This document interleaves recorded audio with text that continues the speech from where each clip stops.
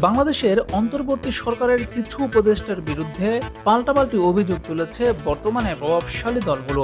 প্রধান উপদেষ্টা ডক্টর মোহাম্মদ ইউনূসের সঙ্গে দেখা করে বিএনপি সুনির্দিষ্ট কয়েকজনের বিরুদ্ধে অভিযোগ করেছে। সেই সাক্ষাতের পরদিন জামায়াতে ইসলামী প্রধান উপদেষ্টার সঙ্গে আলাদাভাবে দেখা করে কিছু উপদেষ্টার ব্যাপারে আপত্তি জানিয়েছেন। একই সঙ্গে জাতীয় নাগরিক পার্টির নেতারাও তাদের অভিযোগ জানিয়েছেন কয়েকজন উপদেষ্টার বিরুদ্ধে। বিতর্কিত এই উপদেষ্টা কারা, কেন দলগুলো এমন অভিযোগ তুলেছে, এসব প্রশ্ন এখন আলোচনার কেন্দ্রবিন্দুতে পরিণত হয়েছে।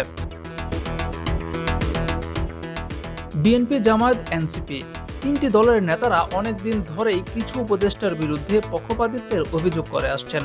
তারা কখনো তাদের চোখে নিরপেক্ষ নয় বা বিতর্কিত ছিল সব সময়। এমন উপদেষ্টাদের নাম প্রকাশ অবশ্য করেনি। তাদের অভিযোগ অবশ্য কোনো নির্দিষ্ট বা একক ব্যক্তির বিরুদ্ধে নয়। তবে দলগুলো প্রতিপক্ষ দলকে জড়িয়ে এই অভিযোগ তুলেছে। বিএনপির অভিযোগ, কিছু উপদেষ্টা একটি বিশেষ দলের হয়ে কাজ করছে। বিশেষ দল বলতে তারা জামায়াতকে ইঙ্গিত করেছে। জামায়াতও একইভাবে বিএনপিকে ইঙ্গিত করে অভিযোগ করে আসছে। বর্তমানে এনসিপির অভিযোগ বিএনপি এবং জামায়াতকে টার্গেট করেই। তাদের বক্তব্য হচ্ছে, জনপ্রশাসনে বদলি এবং পদায়নে বড় দলগুলোর ভাগ বাটোয়ারায় উপদেষ্টা পরিষদের ভেতর থেকে সহায়তা করছে।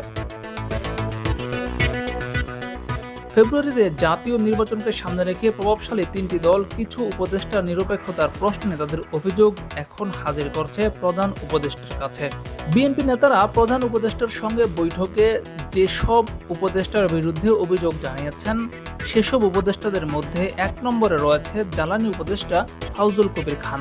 তিনি প্রশাসনের রদবদলের ক্যাবিনেট কমিটিতেই রয়েছেন।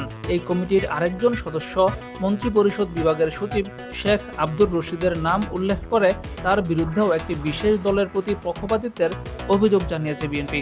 বিএনপি নেতারা প্রধান উপদেষ্টার কাছে খোদা বক্স চৌধুরীর বিরুদ্ধেও একটি দলের প্রতি পক্ষপাতিত্বের অভিযোগ জানিয়েছেন। এছাড়া সরকারে থাকা দুই ছাত্র উপদেষ্টা মাহফুজ আলম এবং আসিফ মাহমুদ সজীব ভুইয়ার দিকেও অভিযোগের ইঙ্গিত বিএনপির। বিএনপির পর জামায়াত নেতারাও দেখা করেছেন ডক্টর মোহাম্মদ ইউনূসের সঙ্গে। তারাও কিছু উপদেষ্টার বিরুদ্ধে অভিযোগ তুলেছেন। এক্ষেত্রে শোনা যাচ্ছে, অর্থ উপদেষ্টা সালেউদ্দিন আহমদ সহ কয়েকজন উপদেষ্টার ব্যাপারে আপত্তি রয়েছে তাদের।